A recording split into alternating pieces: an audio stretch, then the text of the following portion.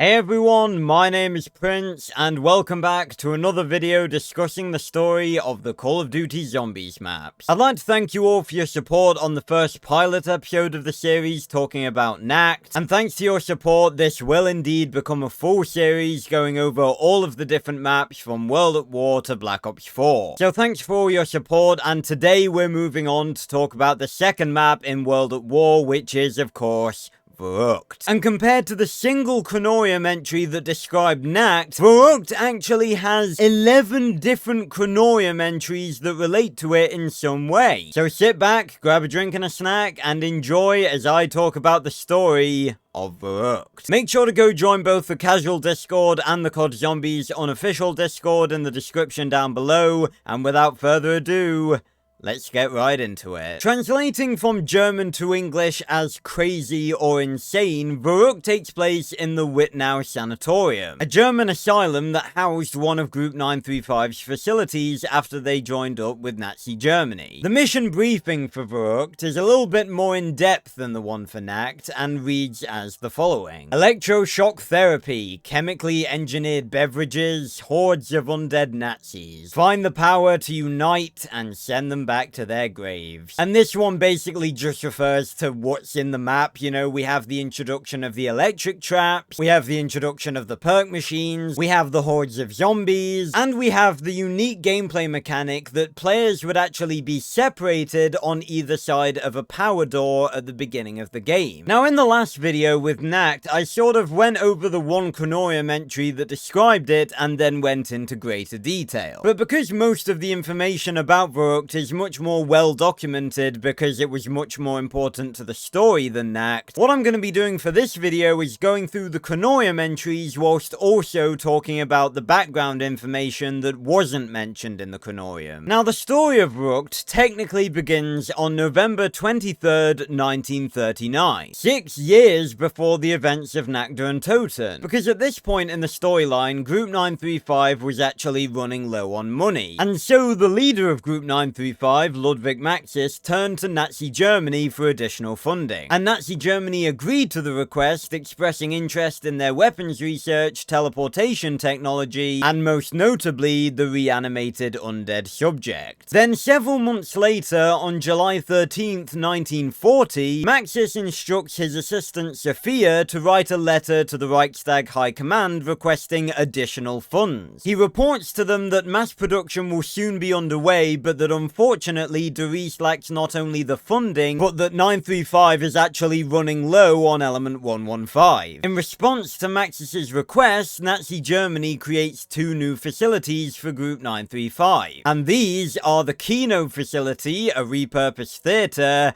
and the Asylum facility at the Wittenau Sanatorium in Berlin, which of course is Verruckt. Now, to say the stuff that Group 935 were doing at Verruckt was horrible would be an understatement. At Verruckt, 935 were doing horrible experiments on prisoners of war, which included men, women, even children. I'm not sure it's really ever been fully stated what specifically they were working on at Verruckt, but it's likely that the main thing they were working on was the undead army, because that's what Nazi Germany had taken the most interest in. But needless to say, the stuff they were doing at Verruckt was pretty horrible, and the ambient noises and Easter egg sounds that can be found in Verruckt tell a pretty terrible story of some of the stuff that went down here. It's basically the entire time you're playing Verruckt, you can hear horrible screaming in the background, and when interacting with certain objects and locations in Verruckt, you can hear distant echoes of the horrible things these poor people went through at Verruckt. Not to mention, obviously, this was an already existing asylum, so there was probably, like, insane people already there that 935 were doing experiments on as well. Honestly, I don't know how any Group 935 employee could stomach working here given the horrible things we knew to be taking place here. Like, there were literally body parts just hanging up around the place. There was even an actual German sign that translated to saying that any unattended children would be sold to the circus, which honestly I think would be the better option for these children considering the horrible things things that Group 935 were doing here. So Group 935 continued their horrible work at Verruckt for many years. Now there is something I do quickly want to go over that happened on June 13th of 1942. As a result of temporal rifts in 1963 Kino, Dr. Monty reaches across time and offers little nudges. One nudge is developing Group 935's Element 115 infused elixirs, which are of course the Perk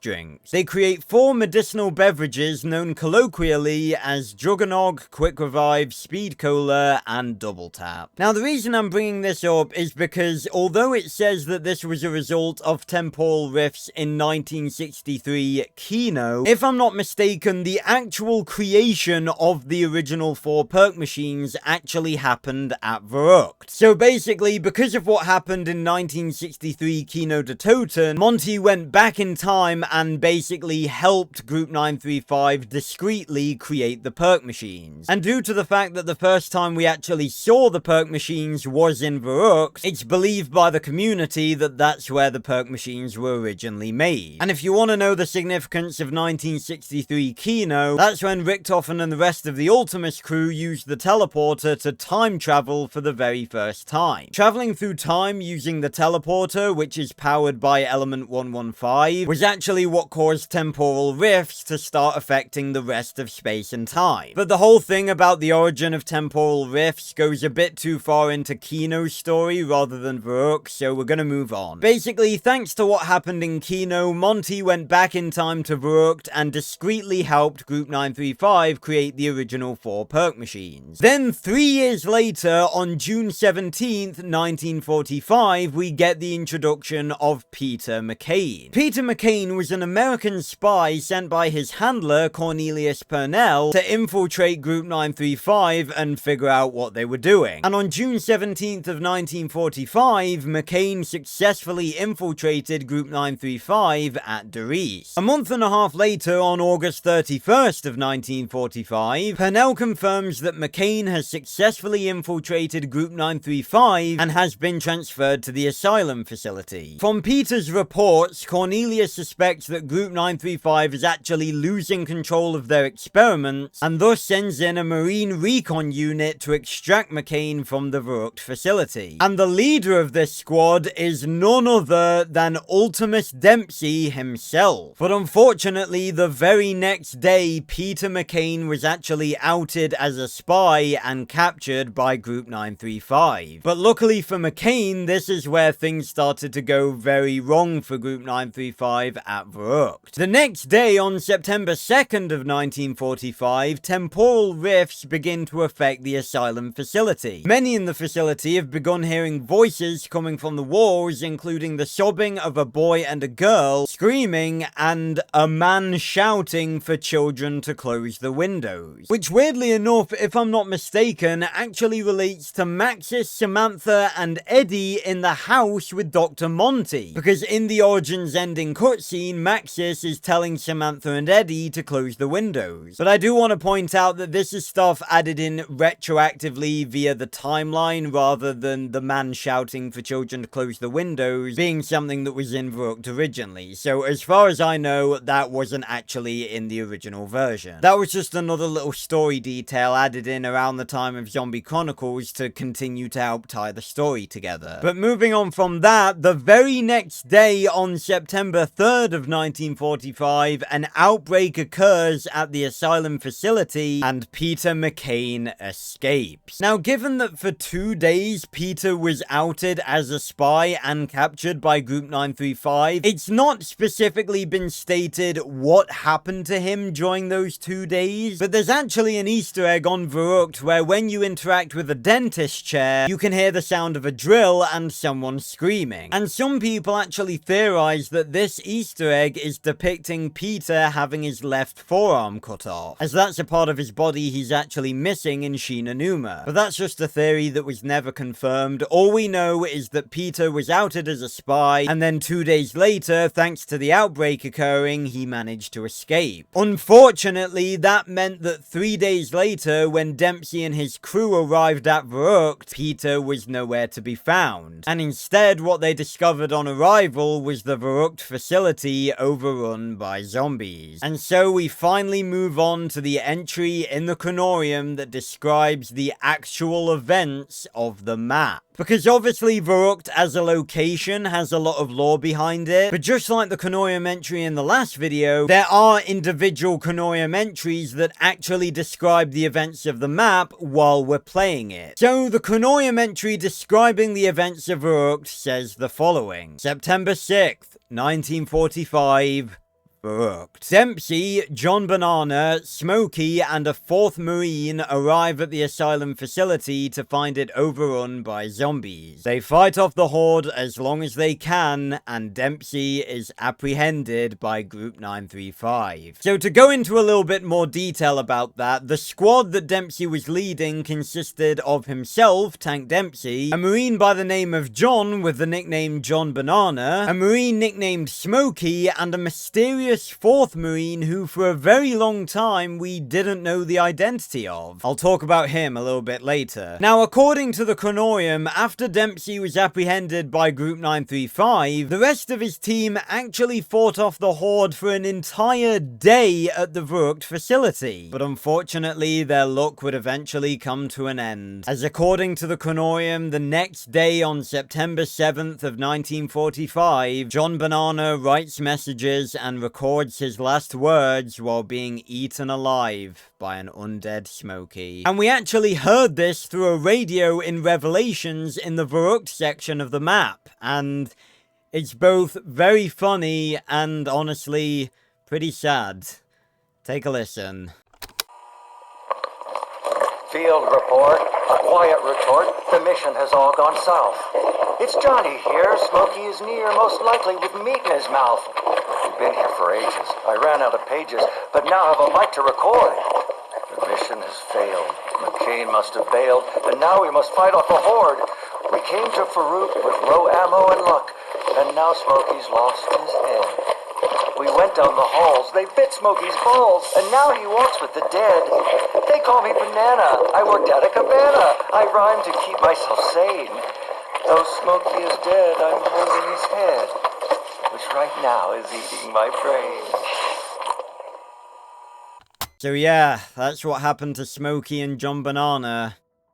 Like I said in Nact, there are very few happy endings in zombies. And that's the last Chronorium entry that goes over Verruckt. But before we end the video, there are still a few more things I want to talk about. The first is a very cool Easter egg that actually points to something that we've never really had covered in zombies. All around Verruckt, there's creepy drawings and writing on the walls, which probably came from all of the insane people that were being experimented on in Verruckt. There's a lot of weird writing and symbols on there that relate to a bunch of different things. There's a reference to Richthofen when it says Teddy is the biggest and people think it's meant to say liar. There's an image of a teddy bear with a stop sign over it, probably referencing the fact that in Verruckt, the box actually moved around for the first time, and when it moved around, the teddy bear came up. But the thing that's actually the most interesting is a series of numbers. 19382406 Now, they are actually separate, and I'll go over the 921 first. Now, apparently, the 921 actually refers to a Bible verse, which is Jeremiah 9:21. And this Bible verse says the following: Death has climbed in through our windows and has entered our fortresses. It has removed the children from the streets and the young men from the public squares. Now, I guess the reason that this is in the map is that it's sort of a weird summary of what they were doing at Verruckt. You know, they were experimenting on children and men and women, and you know, these were prisoners of war that had been taken from their homes, and I imagine quite a few of them died thanks to 935's experiments in Verruckt. So I'd say that's really just one big metaphor or summary really for everything that happened at Verruckt. But it's actually the other series of numbers next to that that's actually a lot more interesting, because those numbers are, like I said, 19382406, and that itself is actually a date, the 24th of June 1938. And you may be thinking, what's so special about this date in particular? Well, if you were to go by the Chronorium, nothing. 1938 is literally never mentioned in the Canorium at all. However, this date actually refers to something that happened in real life, and it's actually something that definitely could tie into zombies. Because on June 24th, 1938, a 500-ton meteorite landed near Pittsburgh in Pennsylvania. And we know that in Call of Duty Zombies, when we're talking about meteors, we're very often talking about 115. Because element 115 comes from space. It comes from meteors. And I tell you what, it's really weird that they introduced this date as seemingly being a part of zombies lore in Verruckt, and then never made a map or a story or even mentioned it in the future of zombies. Because it literally makes so much sense that this meteor could have been a meteor of element 115 in the zombie storyline. And this actually ties back to something I was talking about in the story of Nact, in that it was such a missed opportunity for them to have done, like, literally an entire game focused around events in the zombie storyline that weren't necessarily essential. You could literally have an entire map based around that event and have an entire 4-player crew of Pittsburgh citizens dealing with the zombies in that area. Like, there really is so many events in the past of zombies that we clearly never saw, and I'd say this is actually one of the most interesting, because more often than not, when we hear about element 115 meteors, we usually get a map focused around the area where those meteors landed. Shinonuma had a meteor, Call of the Dead is based around the Siberian 935 facility, which was created because there was 115 near there. There's element 115 at Groom Lake, where Area 51 is on the map Moon. There was 115 at Derice, and there was even 115 on the moon. But this is one of those rare circumstances where we seemingly have an unconfirmed meteor of element 115, and we literally don't know anything about it. We don't know whether Group 935 got their hands on it or what happened with it. But funnily enough, I actually did a bit of research, and it turns out that someone has actually made a custom map on Black Ops 3 based around this meteor. So leave a comment down below if you want me to play this custom map for a video, because I'd love to do that. But again, it just goes back to what I was saying, that Treyarch really missed a trick here, because they literally could have made an entire game based around the little stories in the background of COD Zombies. And this, alongside the potential survival of the Nact Marines, is probably the one I'd want to see the most. But moving on from that, I also want to talk about the Dr. Monty radio in the Black Ops 3 remastered version of Verruckt. Because just like the Nact remaster, the Verruckt remaster also had one of these radios, and this one isn't as interesting, but it does mention something that I want to briefly pick up on again, so take a listen. Electroshock therapy, chemically engineered beverages, hordes of undead Nazis. Find the power to unite and send them back to their graves. Can you believe that's how I actually described it back then? It was an asylum. It was also a horrible, terrible, grim, depressing place. I'd give you a full explanation of everything that happened there, but it would only be horrible, terrible, grim, depressing. Oh, fuck.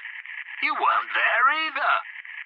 But then you were. Now, a funny and interesting thing about that radio is that it actually confirms that the descriptions of the maps, the mission briefings, are actually quotes from Dr. Monty himself, which is a fun little detail. I really like how Treyarch sort of made Dr. Monty sort of like an explanation for all of the meta elements of the zombies maps from back in the day. But the main thing to pick up on is the fact that, like in Nact, Monty confirms that Ultimate wasn't there originally in Verruckt, but then they were, and he says exactly the same thing in Nact, which is something I didn't really explain fully in the Nact video. I explained about the alternate universes, but I didn't really explain what Monty was saying to do with that. But basically what Monty's saying is that in the original version, obviously the Ultimus crew weren't there in Nact or Verruckt. In Nact, of course, it was the 4 unnamed Marines that we talked about last last time, and in Verruckt it was Tank Dempsey and his crew. So technically one member of Ultimus was there. And I tell you what, it would have been really cool if you interacted with that radio as Dempsey, there was a custom message from Monty that basically said, oh, but you were there, Dempsey, none of the others were, but you were. But anyway, what Monty's saying in this is that it's basically canon that originally, in the original timeline and the original universe, it wasn't Ultimus at Nacht or Verruckt. But in the versions of Nacht and Verruckt that we see in other universes, such as the remasters made of Nacht and Verruckt in Black Ops 1 and 3, Ultimus actually were there. And it is really cool of Treyarch to have implemented that into the story, because they could have easily just gone, you know, it's not canon, it's just a remaster, we put the Ultimus crew in there because, you know, why not? But instead, they actually made it canon to the story that in other universes, it was actually Ultimus that visited these places instead of the original characters. Again, why the Ultimus characters were in Verruckt in whatever universe we play in when we play the remasters, that's never been confirmed, and again, I don't really think we'll ever get an answer to that. Maybe in one of the other universes, there was some sort of blueprint that Richtofen needed to get from Verruckt. And then again, now that I think about it, Verruckt would be another facility that Richtofen wouldn't know existed, because it was a facility gifted to 935 by Nazi Germany, and Richtofen didn't know any of those facilities existed. So maybe in another universe, when they teleported and time traveled from Derice, they went to Verruckt instead of Kino, because they weren't actually at Kino to do anything, they ended up there by accident. Or maybe Richtofen went to Verruckt to learn about that mysterious meteor. Maybe he heard whispers that some of the test subjects were talking about this mysterious meteor of element 115, and he wanted to learn about it. But anyway, I don't think we'll ever get an answer as to why they were there. All we know is, in another universe, Ultimus were there. And the final thing I want to talk about in this video is actually the 4th Marine. Because as I mentioned earlier, in the entry of the Chronorium that describes the events of Verruckt when we actually play the map, it says that the 4 people that were there that we actually played as were Tank Dempsey, John Banana, Smokey, and then a 4th Marine whose identity for a long time was actually unknown. And when I say a long time, I do mean a very long time. Verruckt released on March 19th of 2009. God almighty, don't you feel old reading that? And although we got the names of Dempsey, John Banana, and Smokey, we were never told who that 4th Marine was. Even in the Chronorium, which answered so many questions that we had about mysterious stuff that we'd never gotten an answer for, the Chronorium itself didn't reveal a name for this 4th Marine. And because of that, we assumed that we'd never actually know who this 4th Marine was. And we also assumed that just like Smokey and John Banana, he died within the walls of Verruckt. But sometimes, very rarely, zombies can surprise us in a positive way. Because over a decade after the release of the original Verruckt on Call of Duty World at War, we got the map Alpha Omega in Black Ops 4. Now, I won't talk very much about this map, because obviously we'll get to it eventually in this series, but this was a map that revealed a lot of information about Cornelius Purnell, who was, of course, Peter McCain's CIA handler. And, of course, he also sent Tank Dempsey and the rest of his crew to Verruckt to rescue Peter. And in Alpha Omega, there exists a letter that was written on May 11th of 1964. It's addressed to Cornelius Purnell, and it's from someone that we thought was dead for over a decade. And after an entire decade, we finally know his name. Director. I've acquired Redacted from Redacted and Redacted, and they should be en route to Camp Edward. My apologies for taking longer than anticipated. The Redacted had been taken from Redacted, which led me on a wild goose chase across the countryside. This will be reflected in the invoice attached for my compensation. I'm sure you'll understand. I don't know what you're planning on doing, Cornelius, but I feel I'm better off not knowing. This trip brought up a lot of memories. If they were around, end, I'm sure Tank, Banana, and Smokey would be proud to know we completed our mission. Shame it was 20 years too late, but at least we brought him home. All that said, we're square now, you hear? I risked my neck getting this done under the radar. The boys upstairs are starting to ask questions. It's not like it used to be at the company. We're a far cry from our Wild West days. No more favors, Cornelius. See you in the next life. Hoorah. Officer Paxton Gunner Ridge. And so, 10 years after the initial release of Verruckt, we finally got the identity of the 4th Marine of Verruckt. Officer Paxton Gunner Ridge. And the great thing is, like I said, we thought for so many years, literally a decade, that whoever this 4th Marine was, they ended up dying in Verruckt just like Smokey and Banana did. But no, Paxton actually managed to survive and escaped Verruckt, and even better, 20 years later, he managed to retrieve the body of Peter McCain and bring him home, which was obviously the original goal of his squad. So like I said, it's very rare that we get happy endings in zombies, but this is one of those rare circumstances where zombies actually surprised us and provided us with the knowledge that not only did Paxton survive, but that he made the rest of his crew proud. And he brought McCain home. But anyway, ladies and gentlemen, that is going to be it for the story of Verruckt. I've really enjoyed making these 2 videos thus far, and I hope you guys enjoy watching them. If you did enjoy, make sure to leave a like, subscribe, and go join both the Casual Discord and the COD Zombies unofficial Discord, both of which are in the description down below. Next time, we're going to be moving on to Shinanuma, which was the first time we saw our 4 original Ultimus characters. So look out for that sometime soon, and I will see you on another video or stream very, very soon. Goodbye, everyone.